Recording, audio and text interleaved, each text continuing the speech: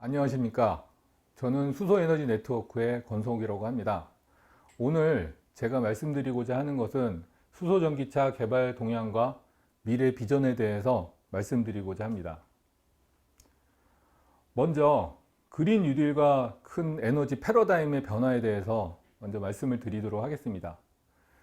제레미 리프킨은 자신의 글로벌 그린 뉴딜에 대해서 산업혁명의 조건으로 네트워크, 그리고 동력원, 운송 메커니즘의 변화가 전 세계의 그린 뉴딜의 패러다임 변화를 이끌어간다라고 설명을 했습니다. 그 내용을 간단히 살펴보면 네트워크는 19세기 인쇄 전신, 그리고 20세기의 전화, 라디오, TV에서 최근 IoT, 5G, 반도체 등으로 발전을 하고 있습니다. 그리고 동력원으로서는 석탄의 시대에서 석유 시대로 넘어왔으며 최근 태양광, 풍력, 그리고 수소의 시대로 넘어가고 있습니다.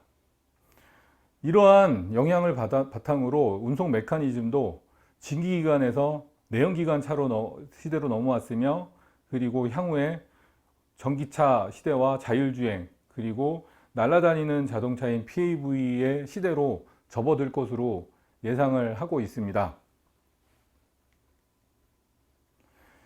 이러한 전망에는 이런 탈산소화를 시대를 가속화하는 이런 공기질의 네, 네. 이러한 변화를 주도하는 가장 큰 요인으로서는 또 탈산소화 시대가 가속화되는 것도 될 수 있습니다. 글로벌 주요 국가 기업들이 최근 기후변화와 공기질 악화에 대응을 해서 탈산소화를 강력하게 추진을 하고 있습니다. 그 사례로 내연기관 차량의 도심 진입 금지와 그리고 판매 규제 강화, 개발 중지까지 다양한 반복들이 모색이 되고 있는데요. 실제로 영국, 프랑스, 노르웨이, 네덜란드 같은 선진국뿐만 아니라 인도, 중국과 같은 개발도상국들도 2030년에서 40년에 내연기관 차를 더 이상 판매하지 않겠다라는 선언이 잇따르고 있습니다. 따라서 2025년에는 더 이상 우리 주변의 내연기관 차를 살펴볼 수 없는 그런 시대가 올 수도 있을 거라고 생각이 됩니다. 그러한 강력한 근거로서 유럽의 환경 규제에 대해서 간단하게 설명을 드리겠습니다. 2015년에 킬로그램당 130g이었던 그 규제 배출이 2030년에는 59g으로까지 낮춰지게 됩니다. 이 경우 지금 현대차의 아이오닉 같이 굉장히 고효율의 자동차도 킬로그램당 69g이기 때문에 내연기관이 포함되어 있는 그 차량으로는 더 이상 탄소 규제를 2030년경에 맞출 수 없다라는 것을 이해를 할 수 있습니다. 나아가 2035년, 2040년에 이르렀을 때 2050년까지 비전을 바라봤을 때 더 이상 내연기관 차량이 발을 붙일 곳은 없어지는 그런 시대가 바로 눈앞에 있습니다. 이러한 동향은 주요 완성차 업체들로 인해서 그 동력원을 내연기관에서 전동화하는 방식으로 빠르게 변화되는, 추동하는 요인이 되고 있습니다. 그 중에 수소 전기차와 관련된 동향을 살펴보면 도요타와 현대차가 가장 메인이 되고 있는데요. 도요타 같은 경우는 2020년에 미라이 2세대 모델을 출시할 예정입니다. 지금의 2세대의 미라이 모델은 항속거리가 1세 대비 30% 이상 향상이 되고 그리고 충전 한번 하면 달릴 수 있는 거리가 252km로 지금의 넥소보다 더 많은 경쟁력을 가지게 될 걸로 예상이 됩니다. 결국 지금 현대차의 넥소와 도요타의 미라이가 제품 경쟁력에 있어서 선두를 각축하는 그러한 모양이 되고 있습니다. 그 외에도 벤츠라든가 혼다 그리고 GM의 개발 전략은 점점 더 가속화되고 있습니다. 벤츠는 이미 19년에 GLC FCV 셀 모델을 출시를 했고요. 그리고 혼다는 이스즈와 공동으로 전기 트럭 모델을 공동 개발을 하고 있습니다. 그리고 GM은 군용 수소 전기 트럭을 개발을 하고 있습니다. 이러한 추세들은 이 4개의 자동차 업체 이외에 폭스바겐이라든가 여러 업체로부터 확대가 되고 있는 상황입니다. 사실 자동차 업체의 힘만으로 수소 전기차가 확대가 될 수 있는 건 많은 한계가 있습니다. 왜냐하면 많은 인프라들이 갖춰지지 않는다면 수소 전기차가 달릴 수 있는 그런 공간이 없기 때문에 그렇습니다. 그렇기 때문에 인프라와 관련된 그리고 수소 에너지와 관련된 동향을 살펴볼 필요가 있습니다.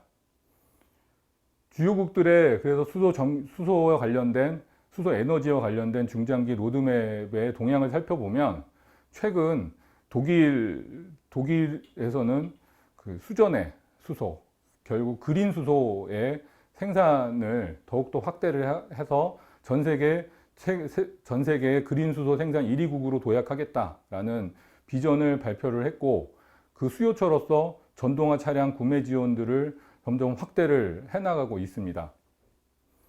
또 독일이 소속된 EU의 경우, EU의 전략을 살펴보면 EU는 세계 최대 규모의 수전의 시설을 구축을 해서 2030년까지 최소 40기가와트, 즉 원전 40기에 해당이 되는 이러한 막대한 전력을 사용을 해서 수소를 생산을 할 것이고, 그 투자 금액으로서 200조 그리고 600조에 해당이 되는 그러한 막대한 투자를 할 예정입니다. 그리고 수소를 실제로 운송하고 저장하고 운송해서 수소 충전소에 수소 추가차에 공급하는 그 시스템까지 가는 이 수소 인프라와 관련된 거는 86조 원을 투자할 계획을 밝혔습니다. 이러한 투자 전략을 수행하기 위해서 유럽은 크린 수소 얼라이언스라는 새로운 조직체와 그리고 이런 정책들을 추구하기 위한 다양한 조합, 협회들이 만들어지고 있습니다. 미국은 지금 최근에 좀 속도가 둔화되긴 했지만 여전히 주요 주들을 상대로 캘리포니아라든가 워싱턴, 뉴저지주 등 여러 주들을 중심으로 강력한 환경 규제를 지속하고 있습니다. 그래서 이러한 환경 규제의 그 솔루션으로서 사실 수소차에 대한 그 지원이나 정책들이 지속적으로 나오고 있는 상황입니다. 따라서 중장기적으로 수소에 기반한 에너지 정책의 변화들은 전 세계 트렌드로 잡혀가고 있다라고 간략하게 말씀드릴 수 있을 것 같습니다. 우리나라는 이러한 해외의 주요 선진국의 전략에 못지않게, 속도에 못지않게 강력한 드라이브를 걸고 있습니다. 이미 수소경제 선도를 위한 수소경제 로드맵 발표를 했고, 그리고 수소경제 육성법을 전 세계 최초로 법제화하였습니다. 그 계획을 간단히 살펴보면 수소차는 2020년에 8만 대, 2040년에 620만 대를 공급을 할 것이고, 그 차종은 승용차, 택시, 버스, 트럭 등 모든 차종의 망라에서 전개가 될 예정입니다. 이와 함께 수소 충전소도 2022년에 310개소, 그리고 2040년에 1200개소 이상의 수소 충전소를 구축할 계획을 발표를 했습니다. 또한 수소경제 육성 및 수소안전관리법을 지난 1월에 제정을 했습니다. 그리고 이 법의 가장 주요한 그 내용인 수소경제 이행 추진을 위한 수소경제위원회가 이미 2회에 걸쳐서 총리 주재로 진행이 되었으며, 또 전담기관도 이미 선정이 되었습니다. 전담기관이라 함은 수소경제를 진행을 하는 데 있어서 산업의 진흥, 그리고 수소의 유통, 그리고 수소의 안전관리를 각각 담당하는 전문기관으로서 법적인 어떤 지위를 가진 전문기관이라고 할 수가 있겠습니다. 이런 수소법의 수소경제 육성 및 수소안전관리법의 제정은 향후 정부의 정권의 변화라든가 어떤 정치적인 그런 변화에 흔들리지 않고 장기적으로 가겠다, 장기적으로 우리나라가 가는 방향으로서 제도화 됐다라는 측면에서 굉장히 많은 메시지를 던지고 있습니다.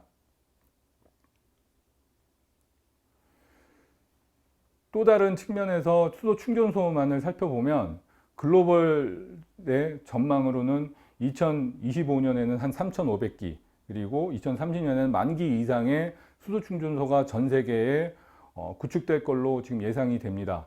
그중 국내는 2022년에 310개소, 2030년에 660개소의 구축을 할 예정이고, 독일, 유럽, 독일, 미국 등은 약 한 1,000기에서 4,000기에 이르는 수소 충전소를 구축할 계획입니다. 따라서 이런 수소 충전소가 계획대로 구축이 된다면 수소차는 단순한 국내의 차를 넘어서 전 세계로 수출이 되어서 타고 다니는 전 세계의 전동화, 새로운 전동화 차량이 될 것으로 예상할 수가 있습니다. 또 다른 중요한 팩터로서 수소 가격을 예상을 들 수 있습니다. 소비자들이 차량을 사기 위해서는 단순히 친환경적인 요소 이외에도 경제성을 중요합니다. 그래서 경제성을 갖기 위해서는 기존의 가솔린 차 대비 경제적인 수소 연료가 제공이 되어야 합니다. 수소 공급 가격의 그 전망을 각 지역별로 살펴봤습니다. 한국의 경우에는 지금 2020년에 약 수소 충전소에서 판매하는 가격이 9,000원 수준에서 킬로그램당 9,000원 수준에 지금 판매가 되고 있습니다. 이러한 판매 가격은 향후 2030년에 5,000원에서 6,000원 수준으로 떨어질 것으로 예상이 되며, 일본과 굉장히 유사한 수준으로 지금 전개가 될 것으로 예상이 됩니다. 그리고 유럽도 지금 현재 13,000원에 킬로그램 13,000원의 수준에서 유사하게 2030년에 6,000원 수준으로 전 세계가 수소 가격이 떨어질 것으로 예상이 되고 있습니다. 이렇게 수소 가격이 떨어질 걸로 예상을 하는 바로 근거는 수소에 공급하고 유통을 하는 판매 가격에서 그 재료비가 차지하는 비중이 매우 낮기 때문에 그렇습니다. 지금 전 세계적으로 수소 가격의 재료비 비중은 약 한 20% 수준으로 원유, 가솔린의 한 60%보다 현저히 낮은 수준입니다. 따라서 설비가 계속 장기간 운영이 되고 규모가 커질수록 규모의 효과와 그리고 감가상각의 영향으로 인해서 빠르게 수소 가격이 떨어질 것을 충분히 예상을 할 수가 있습니다. 향후 전기차의 시대냐 수소 전기차의 시대냐 하고 많은 사람들이 질문을 합니다. 하지만 저희가 보기에는 그 수소차와 전기차는 각각 장점이 다른, 그리고 소비자들이 시장에서 선택을 할 수 있는 각각의 장점을 가지고 있는 차량입니다. 전기차는 배터리로 가기 때문에 짧은 배터리로 가면서 차량은 굉장히 심플합니다. 그래서 소형차와 그리고 근거리 운송용, 도심용 차량으로서 굉장히 강력한 경쟁력을 가지고 있습니다. 반대로 연료전지차는 안에 시스템이 복잡하지만 굉장히 많은 에너지를 싣고 운행을 할 수 있기 때문에 트럭하고 버스 이런 장거리 주행용으로 적합한 현재 이런 경쟁력을 각각 가지고 있습니다. 하지만 향후에 배터리가 좀 더 많은 에너지를 저렴하게 실을 수 있다면 배터리도 중장거리를 갈 수가 있고, 수소 전기차도 시스템이 좀 더 개발이 돼서 좀 더 싸게 만들어낼 수 있다면 단거리용으로도 가능할 것으로 생각이 됩니다. 그래서 지금은 양자가 공존을 하는 시대에서 향후엔 좀 더 경쟁을 통해서 더욱더 발전을 하는 그런 시대로 진입을 할 것으로 예상을 할 수가 있습니다. 수소 전기차는 사실 지금 현재 누구나 다 아시듯이 수익성이 나오진 않습니다. 바로 수익성이 나오지 않는 것 때문에 많은 분들이 사실 의문을 던지기도 합니다. 하지만 저희는 이렇게 생각을 합니다. 죽음의 계곡은 새로운 산업들, 특히 장비 산업의 경우에는 바로 이러한 성장의 곡선을 그리게 됩니다. 바로 죽음의 계곡을 통과를 하게 되는데요. 이 과정에서 초기에 굉장히 많은 적자와 손실이 발생을 하지만 일정 시점이 지나게 되면 좀 더 빠른 굉장히 성공의 곡선을 그려나갈 수가, 성장의 곡선을 그려나갈 수가 있습니다. 현재 저희가 보기에 수소전기차의 현재 단계는 죽음의 계곡에 아직 못 이른, 최고점을 못 이른 단계라고 판단이 듭니다. 한동안 좀 더 많은 손실이 불가피하다라는 것은 솔직히 말씀을 드릴 수 있습니다. 하지만 현재 2020년의 시점인 것이고, 수소전기차의 입장에서 보면 수소전기차는 양산 효과가 해소 3만 대 그리고 10만 대의 규모에 이를수록 그 죽음의 계곡을 넘어 충분히 그 성장의 곡선으로 접어들 수 있을 걸로 예상을 할 수가 있습니다. 그 수소 충전소도 지금 시간당 20kg급에 25kg급의 소형 충전소에서 향후 50kg급 그리고 시간당 100kg급으로 성장을 할수록 이 성장의 곡선으로 충분히 나아갈 수 있다라고 계산을 할 수가 있습니다. 따라서 현재 시점만을 놓고 우리가 수소전기차를 가야 되냐라는 어떤 의구심을 던지기보다는 이것의 성장 가능성과 잠재성에 보고 보다 많은 투자를 통해 성장의 길로 갈 수 있는 또 있을 걸로 예상이 됩니다. 전 세계 수소차 보급 전망입니다. 이것은 그 각국의 그 로드맵을 기반으로 추정한 그 보급 대수입니다. 2030년에는 약 한 800만 대에 이를 걸로 지금 예상이 되고 있으며, 이 중에 약 30%에서 40%의 비중을 국내 업체가 달성을 할 수 있을 걸로 생각이 됩니다. 연료전지 시스템이 그러면 어떻게 개발이 되어 왔는지에 대해서 간단하게 설명을 드리도록 하겠습니다. 원래 연료전지가 처음 개발이 시작이 됐던 것은 1990년대 후반부입니다. 물론 미국이나 일본은 90년대 초반에 그 개발을 시작을 했지만, 국내는 그 90년대 후반에 이르러서야 그 연료전지를 만들 수 있는, 개발을 할 수 있는 체계가 갖추어지게 됩니다. 그 과정에서 2005년에 국내 독자적인 그 연료전지 시스템의 어떤 개발이 완료가 되었으며, 그 2013년에 그 세계 최초의 양산 모델인 투싼 모델을 선보이게 됩니다. 그 이후 5년에 걸친 2018년에 지금 양산화하고 대중화가 되고 있는 대량 생산 모델인 그 넥소 연료전지 차량이 출시되었습니다. 이 과정에서 굉장히 많은 그 투자와 개발이 됐지만 많은 기술이 축적이 되는 어떤 그런 시간이었으며, 향후 2023년 경에는 차세대 모델이 출시가 되면 넥소보다 훨씬 더 저렴하고 그리고 성능이 좋은 수소 전기차를 저희가 만날 수 있을 것으로 예상이 됩니다. 승용 수소 전기차의 지금 그 개발 그 과정을 보면, 현대차가 2013년에 투싼으로 세계 최초 양산 모델을 선보였고, 그 이후에 토요타 미라이와 2016년 혼다에서 각각 수소 전기차를 선보였습니다. 그리고 2018년 현대가 넥소 모델을 선보이면서 가장 앞서 나가는 모양입니다. 현대 넥소는 차량 출력이 약 한 120kW가 되며, 스택은 리터당 약 3kW 정도 되는데, 이거는 전 세계에서 가장 높은 효율을 보여주는 수치라고 할 수가 있습니다. 연비는 61마일 퍼 갤런으로서 굉장히 고효율의 그 연비를 달성을 하고 있습니다. 이러한 지금까지는 이러하지만 향후에는 토요타가 한 번 더 나갈 것이고, 우리 2023년에 현대가 또 다른 차세대 모델이 나오면서 이러한 경쟁은 더욱더 가속화될 것으로 예상을 할 수 있습니다. 상용 수소 전기차입니다. 수소 전기차는 앞서서 설명드렸지만 그 승용보다는, 그리고 트럭과 그리고 그 버스의 상용 모델이 보다 강력한 경쟁력을 가질 수 있기 때문에 수소전기 트럭의 그 양산이 굉장히 중요한 이슈입니다. 지금 현재 중대형 버스와 중대형 트럭이 이미 전 세계적으로 최초로 양산화되어서 그 수출이 되고 있습니다.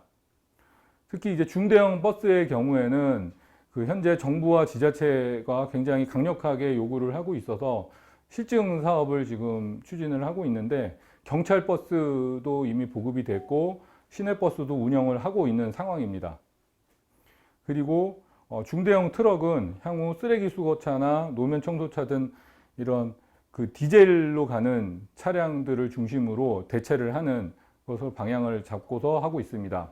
그리고 스위스를 중심으로 한 유럽으로의 그 대형 트럭 수출은 굉장히 큰 세계적으로 이슈가 되기도 했습니다. 현재 트럭의 사양을 보면 190kW, 그래서 그 넥소의 스택을 두 개를 합친 그러한 형태로 지금 제작이 되고 있고, 최고 출력은 350kW, 그리고 수소 충전량은 약 32kg을 탑재를 할 수 있습니다.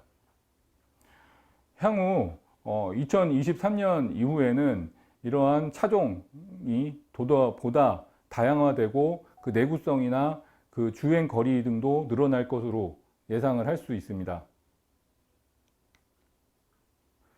수소 트럭만이 수소 연료전지를 탑재할 수 있는 건 아닙니다. 지금 또 다른 이슈가 되고 있는 것은 수소 선박, 그리고 그 수소 철도 차량에 대한 부분도 굉장히 많은 이슈가 되고 있습니다.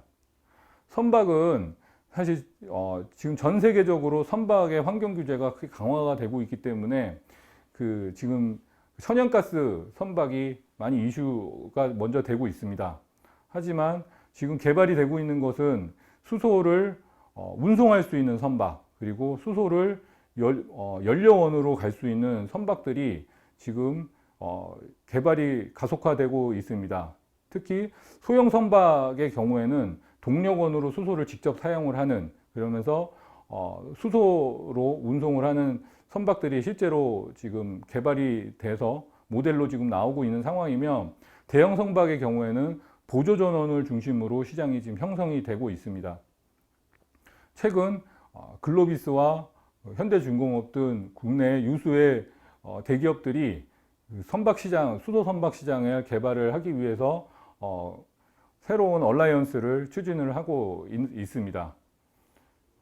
철도 트램은 또 다른 큰 비전을 제시할 것으로 보입니다. 일단 기존의 철도들은 그 전기선을 깔아야 되기 때문에 굉장히 구축에 많은 비용이 듭니다.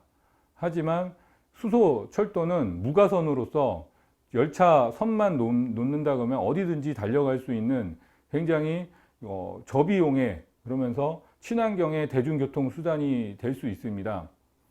따라서 이러한 철도와 그리고 그 트램을 중심으로 한 그 수소 열차는 새로운 그 수소 운송 수단의 시장이 될 것으로 예상이 됩니다.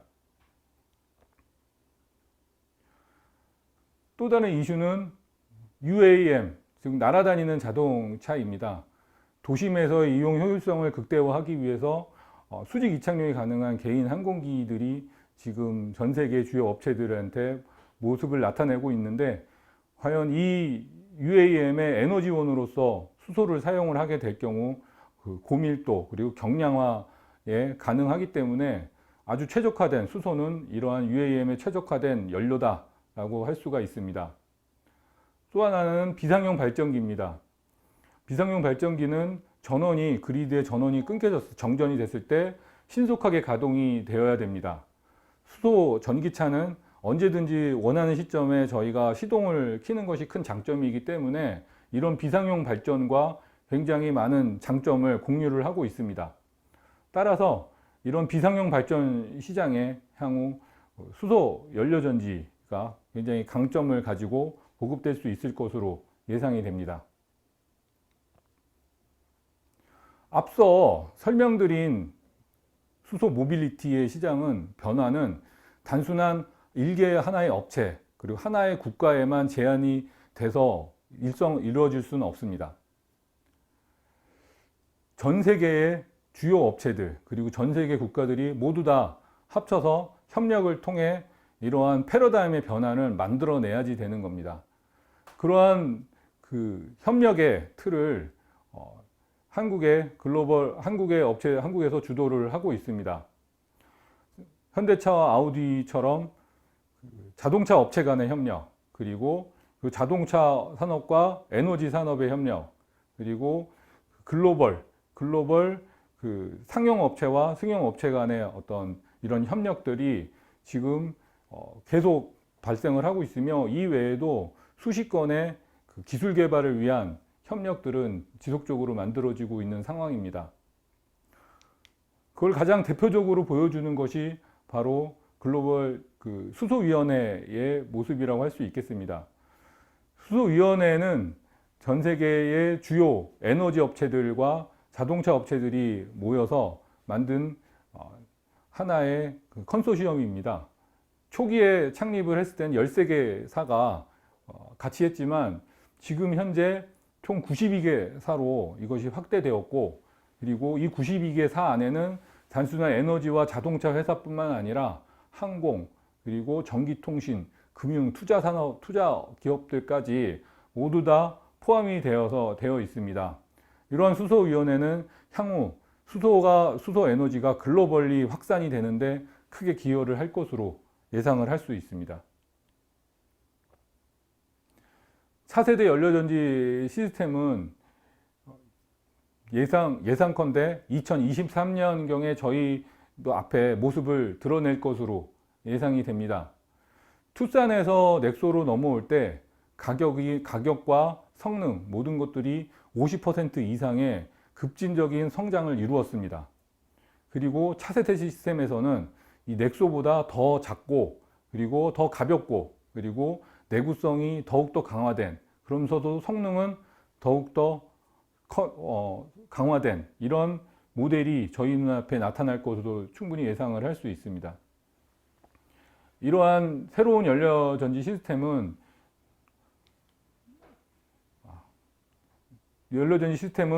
향후 저희 그 수소 전기차의 생산하고 투자에도 영향을 미칠 것으로 예상이 됩니다. 현대자동차가 발표한 계획에 따르면 2025년에 13만 대 생산체제, 그리고 연산 2030년에는 50만 대 생산체제를 구축을 하겠다라는 발표를 했습니다. 그리고 투자 규모도 2030년에 7.6조 원의 그 투자를 해서 전 세계의 수소차를 끌고 나가는 퍼스트 무버로서의 그 위치를 견고히 하겠다라는 비전을 발표를 했습니다. 그리고 실제로 최근에 그 1만 대 그동안 수소차 1만 대 보급의 행사를 치르기도 했는데요. 2020년에 목표는 이미 클리어를 어느 정도 했습니다. 그래서 2022년에 4만 대의 목표를 향해서 지금 진행을 하고 있다라고 할 수 있습니다. 향후 연료전지 시스템은 앞서 살펴봤지만 다양한 어플리케이션에 적용을 할 수가 있습니다.